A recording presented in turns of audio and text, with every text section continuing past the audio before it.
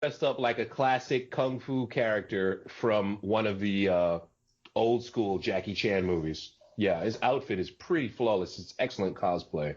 Who's the master? Oh, brother. Yeah. Who's Yeah. the master? Oh, man. I just love Shaq. I'll teach you something. And so the Sum Dum Goy guys, the three Chinese dudes who are not for nothing more blacker than Bruce Leeroy, they talk with, "Ain't no masters, dude. Hey, sucker." The reason why they let him in when he puts on the ridiculous pizza delivery man costume, they clearly know it's him, and he wants to deliver a pizza with bean pie topping, which was just, oh my, no, bean sprouts. The bean sprout pizza with bean sprouts. The reason why they let him in is because basically he's the first black person they actually get a chance to talk to, and not. So they let him in, and he can teach them how to play craps the way we do in Harlem, which is craps with hopscotch. Oh, I saw that. Yeah. Did you ever do that? Oh man, when we played craps with, no, I never played craps with hopscotch. I never even played craps. There's craps and there's CeeLo. CeeLo's got 3 dice. Craps has 2. Let's not get into the dark side on the podcast. I love when they were talking about the choreographer is the guy who did Saturday Night Fever, and he was teaching them how to dance. No way. Yeah. And then Lee Van Cleef did a lot of the fight choreography. He's the guy that UFC 4 got tapped out by Hoist Gracie in no time. Robert Van Cleef? Yeah, Robert Van Cleef. And so Robert Van Cleef, he fought in the UFC. Nice. Right? Nice. I thought it was Roy Van Cleef. Roy Van Cleef, thank you. No, that's okay. Yeah. That's okay. You mixed me up there. I'm like, wait a second. But yeah, so he fought in the UFC. He fought Hoist Gracie back in the day. And I used to rent those tapes. That's when I first heard about Roy. No way, man. Yeah. That's awesome. Like I said, I was that kid renting UFC tapes during hurricane days. My man Mark, let me ask you this question. Yeah. Ron Van Cleef. Okay, so that's strike 3 for us. Yeah, that's bad. No, he was tough, man. Ron Van Cleef and the father of Ernie Reyes Jr. He was also Sr. in Surf Ninjas. Yes. I think that's the only reason why I saw Surf Ninjas, because Ernie Reyes Sr. or Jr. was in it. Oh,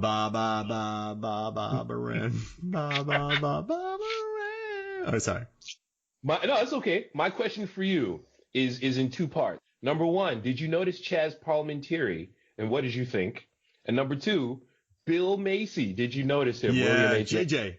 He never pops up again. Did he get his head busted? They're going to bust my head.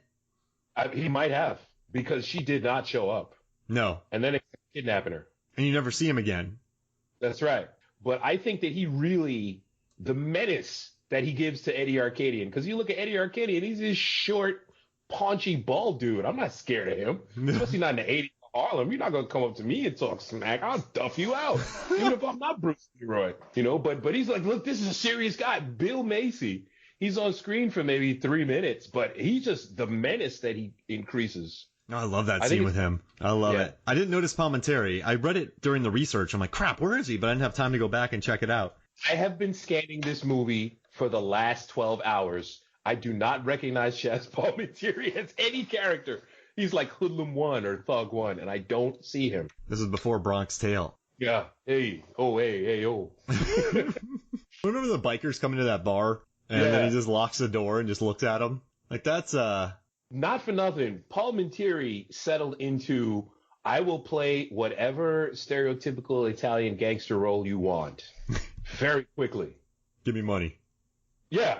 And that's why it was so unusual to see him in, Usual Suspects as a cop. Oh, yeah, the good cop. Yeah. He gets played by Kaiser Sose, though. He gets it bad. I'm smarter than you, I'm faster than you, and you will never trick me. Verbal Kid. I will make sure that every character that I have will know the name Verbal Kid. That's my limited Chaz Palmentary. Thank you. Oh, that was perfect. Man. All right, so how about this? Let's take a quick break. And then when we come back, we will talk more The Last Dragon. We'll be right back. Sho'nuff! Welcome back to Movies, Films, and Flicks. And you had a great point during the break, Norbert, in that you were talking about like irony hadn't really come around yet. And the characters in this movie are the characters in this movie. Sho'nuff is Sho'nuff. He wants to be the king of Harlem. He wants to be the Shogun of Harlem. You have, Arcadian. Arcadian's the boss. He wants to be the boss. The henchman is the henchman. That's it. The nerdy friend is the nerdy friend. The love interest is the love interest. And you know what? Right. I think you just nailed it. That's another reason that makes this movie so watchable for me. And that's why I love watching like Too Fast, Too Furious. There's no double crosses. Knight's Tale, no double crosses. Evolution, no double crosses. Evolution's wonderful. And like in A Knight's Tale, when he gets great, he doesn't become a jerk and then leave his people behind. You get that whole stupid segment. He's just with this crew the whole time.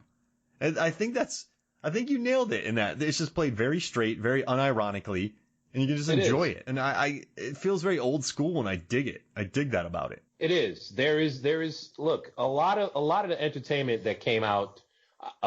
There's a reason why people regard around the late 90s to the early 2000s as pretty much the golden age of TV and cinema. Because, I mean, recently anyway, because people in those times, people now in movies today, there's so many ulterior motives. We don't know who is doing what and why anymore. There's got to be the twists, the Shyamalan twists. Yeah. And so the truth of it is, before The Simpsons came out, irony was reserved for the erudite, for the elite, you could say. Or you'd be like, yeah, whatever. That was the most irony that normal people would do. After The Simpsons, irony goes nuts. Irony is officially dead at this point. This movie, everyone is earnest, everyone is true. Bad guys get their comeuppance. This is why Ted Lasso, people love that. Bad guys get their comeuppance. People have arcs. Even the smallest characters have arcs. The Last Dragon checks all of those boxes. How does Eddie Arcadian's girlfriend have such a great arc, like you mentioned before? And a full music video. Yeah, that's right. Dirty Apparently, boys. She's a Tony Award-winning actress from Guys and Dolls, So she's got chops, But nobody is playing their character as a parody of itself. Yeah. Everyone is fully committed to who they are, Sho'nuff is a bad dude. He wants total supremacy of Harlem. Even though, I promise you, 1985 Harlem, some dude walking around like Sho'nuff talking about who's the master, he might just get shot up. or he'll get jumped. Yeah. At the very least. But to his credit, he doesn't give a damn about any of that. He will punch you in the face and neck until you realize that he is the Shogun of Harlem. That's it. He is committed to that. And so this is why this movie is just perfect. I mean, I love that. Oh, sorry. No, that's it. I was just going to say it's an homage to all of the old school kung fu flicks that were really big at the time. There's a good guy, there's a bad guy. Save your girlfriend, Sylvia from Mr. X. Go ahead. I love this is a very heightened world. So the director wanted it to be like a live action cartoon. And I love at the end during the movie theater fight, when random martial artists pop out from the balconies.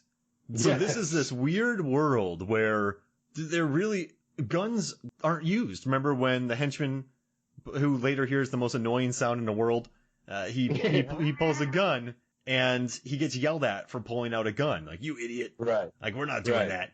And it's just, I guess it's just a world where it's not about murder, man. People it's about square honor. up and fist fight in this movie. That's it. Yeah. It's about honor. Shogun is a sociopath, but he's got honor, Mm-hmm. I mean, he fights one-on-one. When he fights that guy, I mean, he pulverizes him when he's on the ground, but everyone calls for it. But that was a one-on-one fight.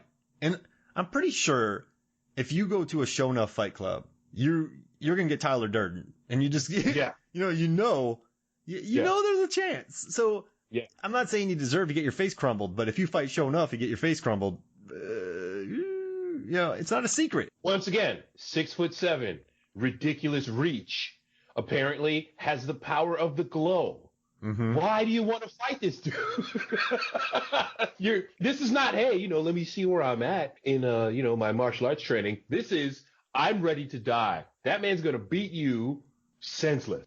I love the dude that gets a kick on him. A guy actually lands a kick, but then I think he gets his ankle broken and bit. He knocks him down and says, "You will never use this foot again." He twists his ankle in 19 different directions and then bites him on the Achilles tendon. He's insane. That dude kicked him, though. The dude went after him. That's right. That's right. As they say, F around and find out. And apparently he did. You know, he didn't pulverize the guys who just came at him straight up. He was mad at the dude for, I think, kicking him on the ground. So, I mean, if you just rush him, you know, the bum rush is real. I hate that term. I think that term's antiquated and probably not able to. If you rush him, we're old. That's okay. We're old. Yeah. I got what you're saying. So if you rush him, he'll kick you in the face. But if you land a strike that hurts him, woo, you're gonna pay a terrible price. Yeah, absolutely. And he won't give you props for it. He won't. You know, in some fights, when you land a great punch, the person's like, "All right, I see you. I see that. That was good." This guy just punch your head off. What? Oh, no, you did. Oh, no, you. I got something for your ass in these hands, boy. You will never use this. You will never use this foot again. He had to break it. So, let me ask you a question. Let me ask you a different question, brother. Mm-hmm. Is Vanity not just the greatest thing to light up a screen? Okay, yes, she is the greatest. But the sheer that was a loaded question. I'm sorry. Yeah, there's only one answer. She's a very available character, I would say, in this. But you could see what draws her towards Blue. Like she's around JJ, who's like a sniveling turd. She's around like other people. Then you have this really earnest kid who can destroy people, and he's super naive, and she's probably like, this kid, and he runs away from her. Like he doesn't make it easy. Her seduction on him is he disappears a lot. Like she tries to seduce him, and he's like, I'm out. And so he inadvertently plays it really well. That's right. That's right. And I think his awkwardness is just is it just south or just north of charming? It's no, totally. I get what you're saying. You know, he's oh shucks. And she's the woman who, like you said, is just surrounded by a planet of fake people. At the end of the movie, who covet her. Yeah, that's right. They want to use her. They don't care about her as a person. Mine. They want to use her. That's it. You know, take your hands off my woman, says Richie. You know, the hairstylist. Oh my God, I can't believe you let yourself get in this condition. Where have you been, Laura? Oh, I was kidnapped. Yeah. And assaulted. Mm-hmm. They never ask her how she's doing. Nope. At the end of the movie, when, spoiler alert, Bruce Leeroy wins, she is disheveled and messed up. Oh, you have to be on air soon. They never once ask her how she's doing. It's a product. And so, this is the only guy who cares about her. Surprisingly, you see that when he just talks to her, she's incredibly down to earth. She's super relatable. She's not caught up in the glamour and glitz of being the host of the top video music show in New York City, Seventh Heaven. Anyway, it's like a Bond villain too, like Lair with the movable thing and like. It is. I love it. It's a weird mix of Soul Train and The Tonight Show. Mm-hmm.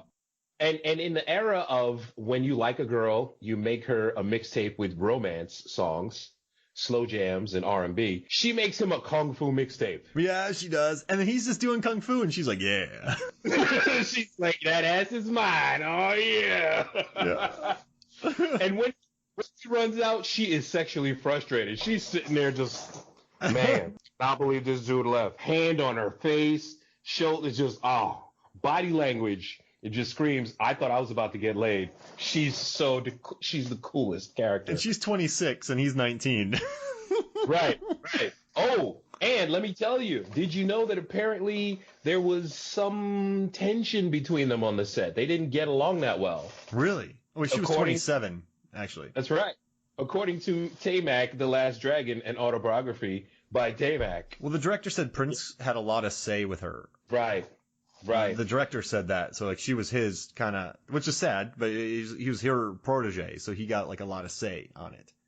It makes sense. It makes sense. Go ahead. What no, were you but gonna say? I want to hear like why weren't they? I was going to say you mentioned that Prince had some say in her career, but by the time this movie came out, I believe she had left Vanity 6. Oh, okay. but so maybe she realized it. But so the things that he says,